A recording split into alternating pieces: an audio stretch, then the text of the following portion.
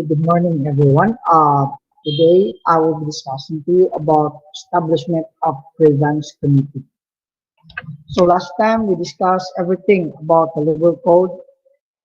We even discussed about the proper procedure, no, on how to handle different complaints, no, coming from the labor code. But right now, for formality, of course, we have to tackle the topic about the complaints or any concerns that are to be addressed to the human resource personnel. So since we're talking about grievance, no? So right now I will be giving you the meaning of grievance. What is grievance committee and what is the role of grievance committee? So if you are if this is your first time to actually hear this one, so of course you will be surprised. But for those who have an experience with working to any organization, so I am pretty sure they know already what is grievance committee and how does this matter actually serves in the aspect of industry or sa organization. So grievance committee, it is a committee formed by a labor union or by employer and employees jointly to discuss and where possible eliminate grievances. So of course, grievances, when we talk about grievances, it is actually the concerns, it is actually a complaint, no, coming from the employees about different matters regarding to it could be a salary, it could be a demotion that actually uh, that undergoes into a bias system, an evaluation which actually yields into something that is very unacceptable because there is no proper procedure or there is no proper, shall we say, basis for the evaluation na gihimo, no? Other than that, of course, kani sa grievance, it's not only about complaining to the aspect of the inhumane treatment or any maltreatment that actually experienced by an employee. Sometimes an employee also raise their concerns for in a vice versa. No? It could be coming from the management, no, to pave a hand for them to be able to know what are the actual things that had happened inside or outside sa working area or sa like example if you're a field personnel, so of course they have the personal concerns regarding to their job. So dako na ang grievance, no? A grievance committee, as stated here, it is actually composed of a labor union or by employer and employees. What is the purpose? It's because it aims to, ang grievance committee, dili ingon no nga ato ang dukdukon ang organization. But of course, we have to meet halfway, no, before anything else will go into something that is actually legal, no, procedure. So dili magsugod sa grievance committee so that everything, any concerns or any problems that may arise between the misunderstanding of employer and employees will be reconciled. Okay? So muna siya purpose. Now, there's the presence of employer and there's also the presence of the employees or employee na mo'y uh, nahimong subject, no, for grievance. Is a formal, no, dili gingon grievance is a formal complaint that is raised by an employee towards an employer within the workplace. So example of grievance: discipline, demotion, classification, disputes, denial of benefits. So let's proceed with discipline. So of course, later, no, or later we'll be discussing about discipline, but this has to be discussed first, no? Mingon taog uh, establishment of the grievance committee. So of course, part of that is kaning gitawag nato discipline. Wherein kaning discipline class, it actually adheres to the labor code. So of course, kani ipalo man ta sa labor code. So there must be a system, there must be a process. Like for example, pareha akong discuss na ko before, natin gingon nga verbal warning. Sunod, written warning, and then stern reprimand, and so on and so forth. No, depending on the cases or depending on the situation wherein uh, kung mabalik o kung mausab ang usa ka kana bang negligence of duty or kana bang wrongdoing sa usa ka empleyado, so kana magdepende na no sa usa ka employer on how to provide a discipline. Next, demotion. So of course sa demotion, like for example, there are people who are actually being demoted from their position. What is the reason why? So of course, there must be a reason attached from that kaning gibuhat, no? Like when your employer actually demoted you for your position, so there must be a proper procedure also that supports about the claim nga nikuan ka no na demoted ka, it's because of a low performance, na demoted ka because of certain circumstances, no ana classification of disputes, so kana no mga panagbangi. Okay, denial of benefits, of course part of that coming from the mandates of the government. There are benefits that are mandatory to be provided to the employee. Now, if the company actually promises to give that one to the people, but they refuse to kaning gitawag nito to give honor into their words, so of course normally the employee will complain. So type of grievance, no, we have individual, group, and union. So sa individual, when an individual employee grieves against a management action like demotion based on bias ng evaluation, non-payment of salary. So of course, especially kaning dili timely ang paghatag sa salary or kaning non-payment of salary when they actually, like for example kung sa circumstances like gitagaan mo og overtime, and then kato nga overtime wala siya na-carry sa inyong salary, so of course mo na no usa na siya sa mga issues about grievance. Workplace harassment, no, if there are harassment that actually happens, so usa na siya, no, those are example of individual grievance. What about group? So this type of grievance is when a team or a group collectively grieves against the management. For example, when none of the team members receive the promised overtime bonus as mentioned in the policy.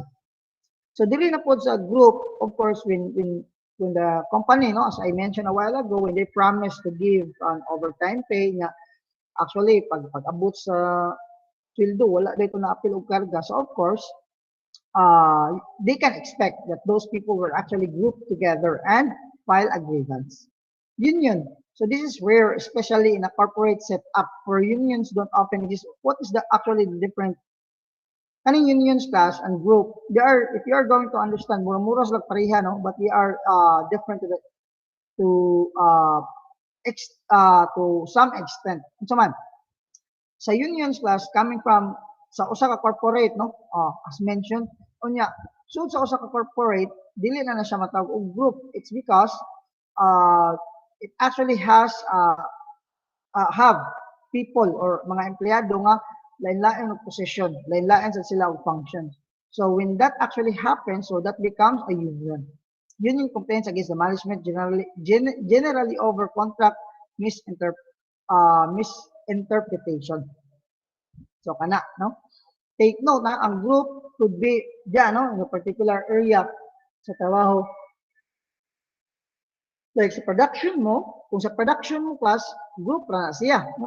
Gamay ra man, not, you are homogeneous man. Ningon tag heterogeneous na gani, lain na gani o mga positions, so of course that becomes a union. And also kind of different functions. Role of grievance committee. So what is actually the role of the grievance committee? To conduct ethical or arbitration hearings brought forth from the grievance committee. So muna lang rule, no? Arbitration. So meaning to say, arbitration hearings, of course, there must be a proper procedure to discuss everything about the grievance, no? Number two, we have provide information and assistance regarding the understanding of the code of ethics and enforcement of professional standards and arbitration manners. So of course, if there are things that are needed to be discussed because of the misunderstanding or misinterpretation or misrepresentation, no, coming from the management or the understanding of the employee towards a particular policy, which is not, which is seemingly not clear for him or for her, na kana bang mo na siya sugyot no o mo na polisiya nga tiyangan ipalo niya mo na naka-violate siya, naka-receive siya og in memo. So with that, file siya grievance, so that can be discussed, no? That can actually be settled coming from ari sa ta sa magsugod sa grievance committee. Next, we have to follow procedures set forth in the Code of Ethics and Arbitration Manual. Do not forget kaning arbitration manual, they are much the same with the labor code. So of course, everything has a process and everything has to adhere to the legal procedure. Next, we have composition of the grievance committee. So how does the grievance committee uh, saan tawag ani kana nga mabuo, no? So it has to be composed with the following for complaints, grievance existing between and among individual employees and supervisor or management. So number one, we have one member of top management or his representative to act as chairman, no? So this is coming from the management, huh? So could be siguro if there's the presence of the manager, much better. If the the manager is not around, so of course the assistant manager will actually automatically assume or assume the possession, no? Na siya may mo stand as chairman. Number one, number two, one higher supervisor except the one being complained of. So of course, if that is the person who is subject for the complaint, he is not allowed to handle, no? Kaya nahimo siyang subject. So it's not that is actually being designed that way to avoid bias. No? Number three, one member chosen by the rank and file employees. So dito coming from the employees, no, na sila pilion dito, no. At least kana no ilang kahinabi if there's any, especially sa group and sa union. Number four, an alternate for higher supervisor or employee in case the complaint concerns any of the members of the committee. If there is no if the supervisor is not around or the managers, of course, the organization can actually choose someone who will stand as their representative, no, for the remediation. Okay, composition of the grievance committee. So B, management and the recognized negotiating unit for complaints, grievances existing between the management and open. So we have number one, a member of top management or representative as chairman. So muna no. Ikadua, one higher supervisor except the one being complained of. So it's being done. No? Number three, one member chosen by the association. So coming from the association, if that is actually itong union, itong group, ato. So pindi ato, no? Number four, an alternate for higher supervisor and employee in case the complaint concerns any of the members of the committee. Okay. So muna siya. Good morning, sir. Hi, good morning. Nagklase pa, sir? Uy, hala, ma'am. Sorry kayo. Time pa, ma'am, nag-discuss ko. Ay, Nag-discuss. na- Ay, sorry. actually, nag-record ko, ma'am. Ay, sorry, Nag-record. sir. Ako lang sa nitiwason, ha? Adyot, ma'am, ha? Tiwason lang sa nina ko, ma'am. Okay. Nawala ang good mo ganihan niya. Ako lang sa nitiwason, ha? Ako lang. Dali raman ni, ma'am. Ako sa nitiwason ka diyan. Okay. Sige, sir. Sige, ma'am. Sige, ma'am. Salamat. Balikan mo, ma'am. So, next, we have composition of the grievance committee. So, of course, sa C, no, we have ABC. Sa C, we have public sector, labor management council or the council. So, where does these people actually came from? So, they are representative coming from the government. Siguro could be in LRC or sa DOLE. But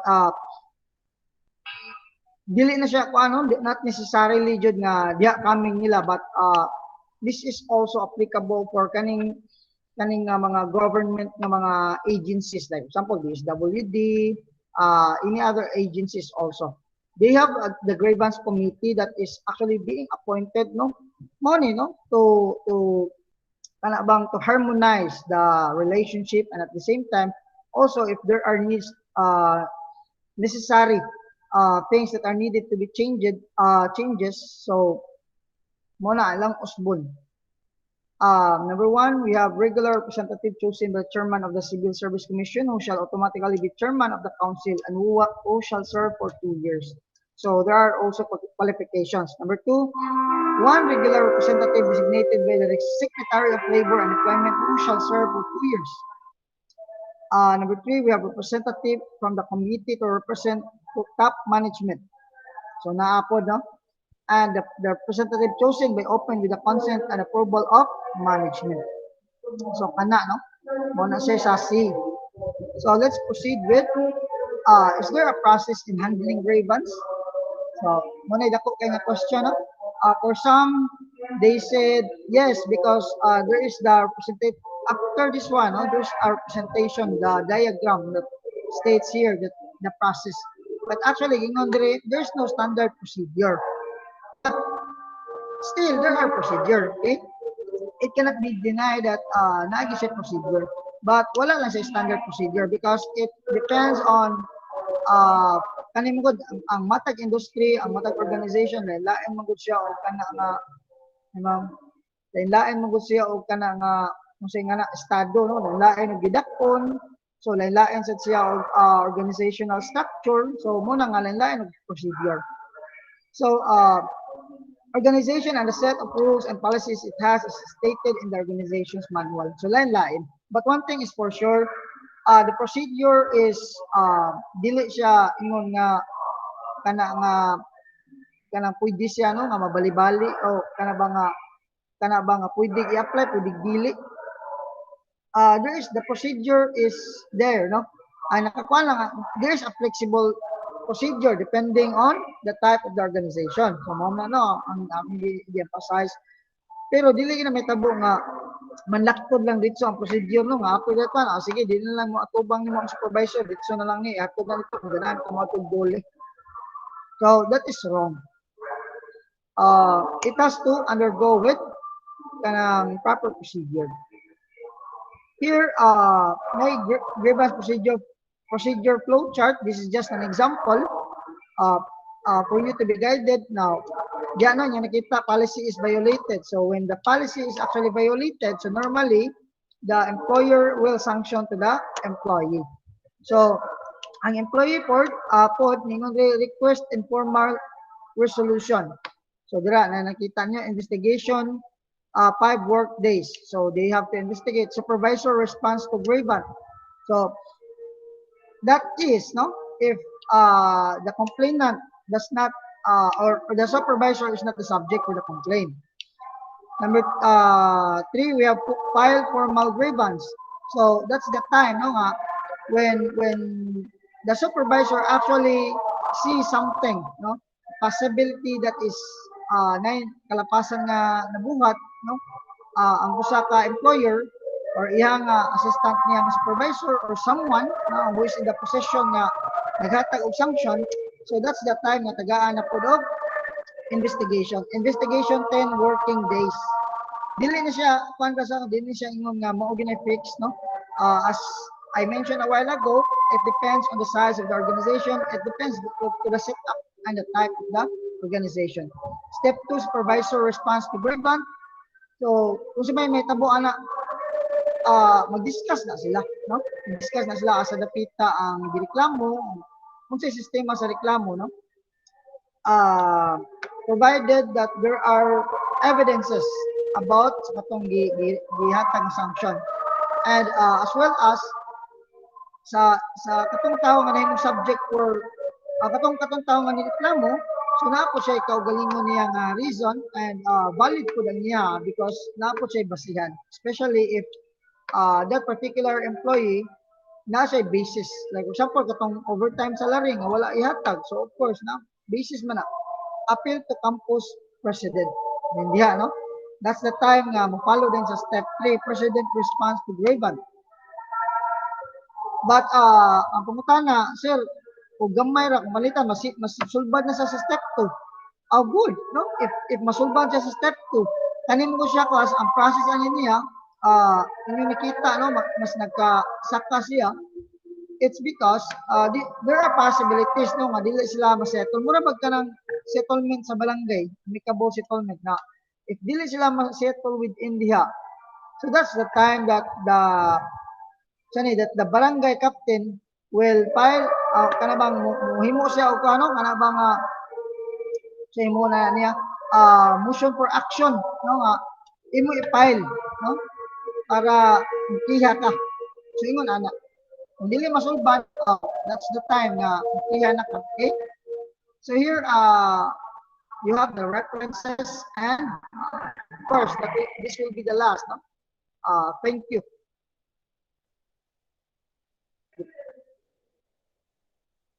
Good morning, Ma'am Balls. Hi, Ma'am.